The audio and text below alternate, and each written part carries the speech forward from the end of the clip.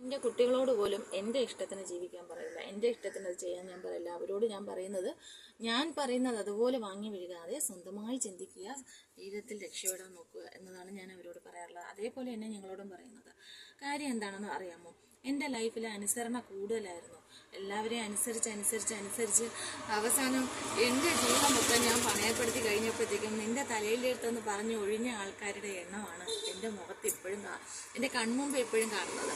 അതിനുശേഷവും അങ്ങനെ ഒഴിഞ്ഞു മാറിയതിന് ശേഷവും മണ്ണോട് മണ്ണടിഞ്ഞു പോകാതെ ഞാൻ കുട്ടികളെയും വെച്ച് ജീവിച്ചു എന്ന് കാണുമ്പോഴും ഉപദ്രവങ്ങളുടെ മേളിൽ അങ്ങ് ഏറ്റവും ഉപദ്രവങ്ങൾ ഡിവോഴ്സ് കഴിഞ്ഞ് പുള്ളിയുടെ കയ്യിൽ നിന്നും ഉണ്ടാകുന്നുണ്ട്.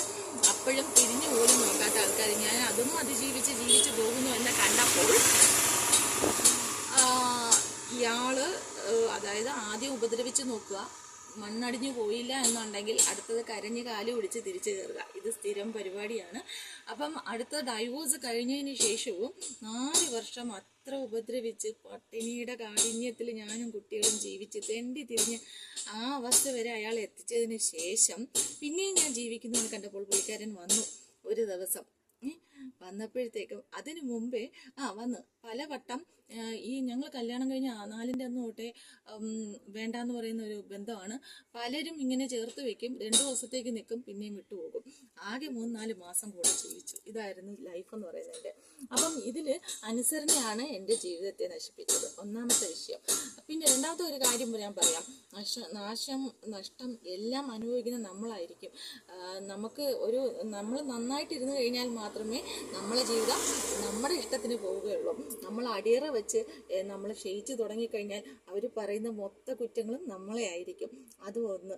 രണ്ടാമത്തെ കാര്യം, വേറെ ഇങ്ങനെ ഒരു പ്രശ്നം വന്നു തുടങ്ങിയപ്പോൾ പലരായി ഇയാളെ കൊണ്ട് വീട്ടിൽ വിട്ടിട്ട് ഇയാൾ ഒരാഴ്ച കൂടെ ജീവിക്കും. തീരാഭാരങ്ങൾ അടുത്തത് തലയിൽ ചുമത്തി തന്നിട്ട് ഉള്ളതെല്ലാം നശിപ്പിച്ച് ഒന്നുമില്ലാത്ത അവസ്ഥയിൽ പിന്നെ ആക്കിയിട്ടു. ഞാൻ ഒന്നേന്ന്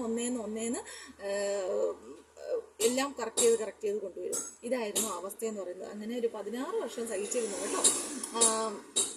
അപ്പം ഞാൻ അടുത്തത് ഡൈവേഴ്സ് കഴിഞ്ഞ് പുള്ളി വന്നപ്പോഴത്തേക്കും ഞാൻ എൻ്റെ വീട്ടുകാരായാലും ആരായാലും ഇയാളിങ്ങനെ വന്ന് ഭയങ്കര കരഞ്ഞു പിടിച്ചൊക്കെ വന്ന് നിന്നപ്പോഴത്തേക്കും ഞാൻ പറഞ്ഞ ഒറ്റ കാര്യം പറഞ്ഞു, ഇനി വെച്ചാൽ ഓരോ വർഷം പോകുമ്പോഴും എനിക്കും ആരോഗ്യം മുന്നോട്ട് പോവുകയല്ലേ അല്ലേ, എൻ്റെ പ്രായം മുന്നോട്ട് പോവുകയാണ്. എനിക്കും മാനസികമായിട്ടും ശാരീരികമായിട്ടും എല്ലാം ഞാനും കുറേശ്ശെ തളർന്നു വരുന്ന ഒരു സമയമാണ് അല്ലേ. അപ്പം ഇയാൾ വന്ന് ഓരോ വട്ടവും അങ്ങേ അറ്റം തകർച്ചയിൽ അവസാനം ഇയാൾ വന്ന് തോത്ത് പറക്കി ഇറങ്ങിപ്പോയി കഴിയുമ്പോൾ വീട് മുഴുവൻ പട്ടിണി. അന്നേ വരയ്ക്കും ഉണ്ടായിരുന്ന വേറെ അയാൾ സാമ്പത്തികമായിട്ട് മാത്രമല്ല പരിസരം മൊത്തം ആൾക്കാരെയും എന്നിലോട്ട് ശത്രുത ഉണ്ടാക്കി വെച്ചുകൊണ്ട് ഒരുപാട് പ്രശ്നങ്ങൾ ക്രിയേറ്റ് ചെയ്തുകൊണ്ട് അയാൾ ഇറങ്ങിപ്പോകും. അപ്പം ഞാൻ പറഞ്ഞ ഒരു വിഷയം എന്തായിരുന്നു എന്നറിയാമോ? ഓക്കെ, എല്ലാവരും പറയുന്നത് അവർക്ക് ബുദ്ധിമുട്ടില്ലല്ലോ. ഒരു പരീക്ഷ വേണ്ട നിലയ്ക്ക് പറയുന്നത് എന്തുമായിരിക്കും, ഒന്ന് അഡ്ജസ്റ്റ് ചെയ്ത് പോകണം, പെണ്ണല്ലേ പെൺകുട്ടികളല്ലേ കൂടെ ഇരിക്കുന്നത് എന്നൊക്കെ പലരും പറയും അല്ലേ. അപ്പം ഞാൻ എന്ത് ചെയ്തെന്നറിയാമോ? ഓക്കെ, ഞാൻ അയാളുടെ കൂടെ ജീവിക്കാം. പക്ഷേ ഒറ്റ കണ്ടീഷൻ, ഇനി അയാൾ ഉണ്ടാക്കി വെക്കുന്ന നഷ്ടങ്ങൾ മൊത്തം ഏറ്റെടുക്കാൻ തയ്യാറാവുന്ന ഒരുത്തര് മുന്നോട്ട് വന്ന് ഇയാളെ എന്നോട് ചേർത്ത് വെക്കുക. എന്നുവെച്ചാൽ പിള്ളേർ ഇത്രയുമായി എനിക്കും തൊഴിഞ്ഞ് എനിക്ക് വയ്യ. ഞാൻ ജോലിക്ക് പോയാൽ അവിടെയും ഇയാൾ ഇല്ലാതാക്കുകയാണ്. ഞാൻ അടുത്ത ജോലി കണ്ടെത്തുന്നു, സഹതാപം കൊണ്ടോ ദൈവകാരുണ്യം കൊണ്ടോ ഞാനും കുട്ടികളും ജീവിച്ചു പോകുന്നു എന്ന് മാത്രം. അപ്പം ഇതൊക്കെ ആരും ചെവിയേക്കുന്ന പോലുമില്ല. അവർ ഭയങ്കര ഫിലോസഫി പറയുകയാണ്, അഡ്ജസ്റ്റ് ചെയ്ത് പോകണം, പെണ്ണല്ലേ വാഹ ജീവിതമല്ലേ. ഇവിടെ പട്ടിണി കിടക്കുക, കുട്ടികൾക്ക് ആഹാരമില്ല, കൊടുക്കാൻ തുണിയില്ല. എന്നിട്ട് കുറ്റങ്ങൾ അത്രയും കേട്ടുകൊണ്ട് ഇയാളെ പിന്നെയും കയറ്റി ജീവിക്കണമെന്നാണ്. അതും എത്ര വട്ടം അവസരം കൊടുക്കും?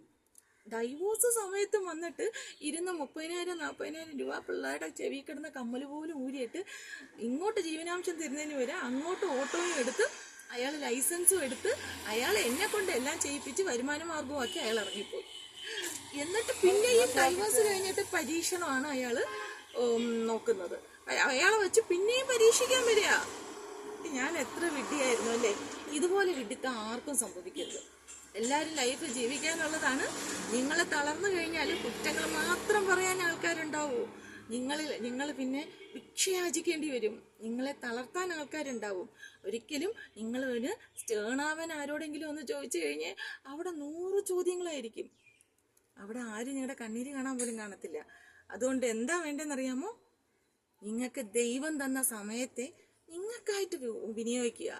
കൂടെ നിൽക്കുന്നവർ നിൽക്കട്ടെ. Okay friends.